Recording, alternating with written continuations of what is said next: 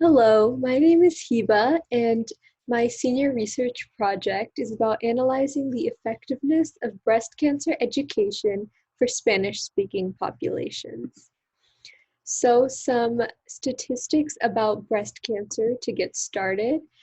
First off, 30 to 50% of all breast cancer cases are preventable, and over 268,000 women will be struck with breast cancer every year.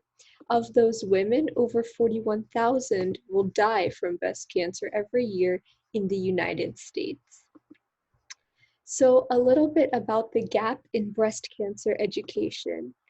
In the 2003 study, differences in breast cancer stage, treatment, and survival by race and ethnicity, Hispanic women were noted as being more likely to be diagnosed during later stages of breast cancer compared to other ethnic groups.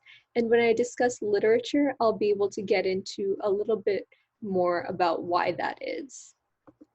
In July 2018, Hispanic people made up about 31.6% of the population in Arizona, so almost a third of the population is now Hispanic.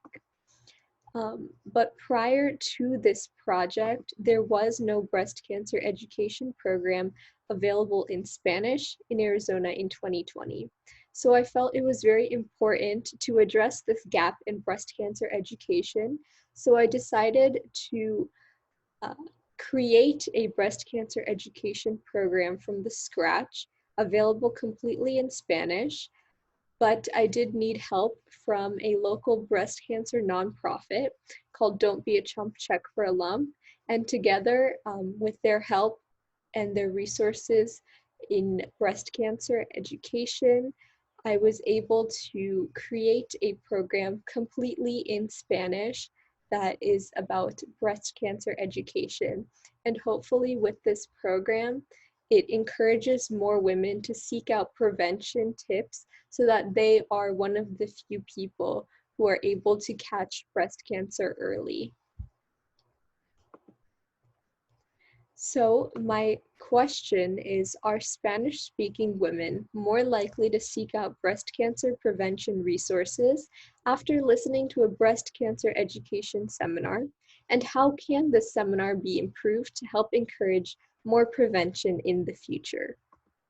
So important literature that I looked at before and while conducting my research was, first off, this paper called Educating Hispanic Women about Breast Cancer Prevention, Evaluation of a Home-Based Promotora-Led Intervention. This was an incredibly important paper that I used when deciding how I want to conduct my research.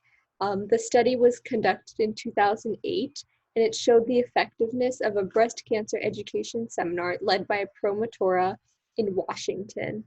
And a promotora is just a community health leader that specializes in healthcare issues in a specialized local community. So in this case, it would have been for breast cancer in the local Hispanic community of Washington. And because of the study's success, this research project used many of the same elements, like the lecture and survey questions, to increase the credibility. Another great piece of literature that I looked at while conducting my research was this paper called Determinants of Breast Cancer Screening Among Inner-City Women, among inner-city Hispanic women in comparison with other inner-city women. And this was a study done in 1995 that highlighted different factors that contribute to why Hispanic women are not seeking out mammograms compared to other ethnicities. And some of those factors included cost, perceived benefit, perceived seriousness of breast cancer, and a few other factors. And while this study was conducted in 1995, many of these elements do still remain the same to this day. So I felt it was very important to better understand why exactly Hispanic women were not seeking out breast cancer prevention and how a breast cancer education seminar in Spanish would be helpful for them. So a little bit about my work interning at Don't Be a Chump Check for a Lump. Um, I interned there for about a month and a half before COVID-19. And so these are just some of the things that I did there. So first off, I translated the Breast Health and Education magazine, as you see here on the left. It's a 75-page magazine that contains everything from stories of breast cancer survivors, tips and facts about breast cancer, how to prevent it, local programs that this nonprofit provides that they're able to take advantage of if you are experiencing symptoms of breast cancer or undergoing chemotherapy. So we felt that it was very beneficial to have this piece of literature available in Spanish as well. So I spent a majority of my time translating this magazine, but I also did work on a few other things, like I organized events that sponsor breast cancer education.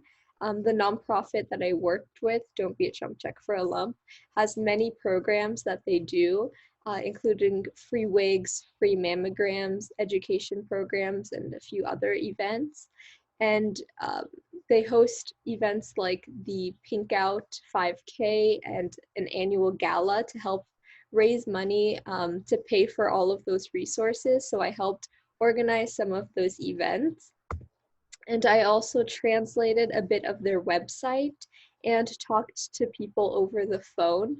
So I would talk to Hispanic women that were having issues with their breasts and wanted some help and wanted to contact this nonprofit. And prior to me working there was no one in the office who was able to speak Spanish. So this was incredibly helpful for everyone as we were able to communicate a lot better between the Hispanic women and the members of the nonprofit. So in terms of my actual research, the method that I decided to use was online surveying. And the survey consisted of a set of preliminary questions. These were non-identifying questions and some examples of what these questions looked like are on the right. What is your highest education level? What is your current health insurance status? Do you identify as Hispanic? Things like that. And then after answering those questions, the participants watched the 6-minute video that included basic education on breast cancer. So include about what is breast cancer, risk factors, what is a mammogram, and then it ended with a slide on local resources and programs that women can seek out if they are undergoing breast cancer or chemotherapy. And after the video, there was some post-video questions that helped me analyze data and see how effective the video was. So how I analyzed my data, for most of the questions, I did a basic mean analysis to see what the average of what people were thinking after watching the video. And then for the final 3 Likert scale type questions, I used a median calculation. So for example, one of the questions was, I feel more knowledgeable in my breast cancer education. And the median result for that was agree on a scale from strongly disagree to strongly agree, as you see here. And that leads me to the baseline results of my research project. So one of the greatest questions that I wanted to answer was if people were willing to get a mammogram in the next few months after watching the educational video. And the result did show that more people were willing to get a mammogram. So previously, about a third of the women said that they were considering getting a mammogram, but after watching the video, it changed to about 50-50. So there were a few more people who were willing to get a mammogram. And this was a great result to have because getting a mammogram is one of the best ways to prevent breast cancer from getting to later stages. So I think people being more willing to get a mammogram is a great step in breast cancer prevention. And next, my question was that you feel more knowledgeable after watching the video about breast cancer, and about more than 50% said they either agree or strongly agree that they feel more knowledgeable on breast cancer after watching the video. And to the question that I'm able to teach others about breast cancer now after watching the video, about 50% said they either agree or strongly agree that they're able to teach others about breast cancer. So overall, after looking at all the results, there was a positive impact on the participants, and they did feel more knowledgeable after watching the breast cancer education video.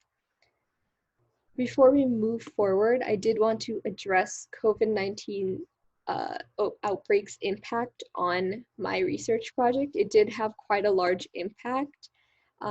First off, I had to switch to an online version of the educational breast cancer seminar, which is vastly different than having it in person. And this led to having a lower sample size because fewer people and organizations were willing to participate. It was also much harder to spread the video and survey online because there are some Hispanic people that may not have access to that. So I wasn't able to get the sample size that I wanted initially because of the outbreak and switching to the online version. Also having an online survey, it's less credible than having the survey in person. Surveys are generally less credible than other research methods. So having an online survey was even less credible than regularly. So in terms of future research, I think having an in-person seminar would be the most beneficial because the participants would be able to have breast health literature available that they can take home and constantly reference. And they would also be able to talk to fellow survivors and ask any questions that they may have. And, you know, it would feel a lot more safe and friendly, like they're able to talk more if it was in person. Also, partnering with Hispanic-oriented organizations would be very helpful. Our breast cancer nonprofit was initially partnering with some Hispanic organizations in Phoenix, Arizona prior to COVID-19, but as I did mention before, these organizations were less willing to help out because they had to also deal with the pandemic. So in the future, I do think partnering with these organizations is incredibly helpful for getting a higher turnout of Hispanic people. And having a longer, more comprehensive seminar would be very helpful because I had to switch to an online version. I had to keep the video short at about 6 minutes just so that more people would be willing to participate. Fewer people would participate if it was much longer. So I think having a longer, more comprehensive seminar would be much more helpful, and people would be able to do it as well if it was in person. And lastly, conducting research for a longer time period. So the study that I looked at, and I mentioned before, it was the 2008 study conducted in Washington. That study was conducted over a 6-month period, and that's partially why it was so successful, because they were able to see who had actually gone and gotten a mammogram after the educational seminar. So I think doing that here as well, after giving the educational seminar, following up in 6-9 months to see if the women had actually gone and gotten a mammogram would be very helpful and beneficial to see how effective the actual educational seminar was in getting women to seek out these prevention resources. So these are some of my references. And I just want to say thank you to Basis Phoenix, Mrs. Stringer, the AP research team, and everyone at Don't Be a Chump Check for a Lump. I could not have done this research project without you. So thank you so much.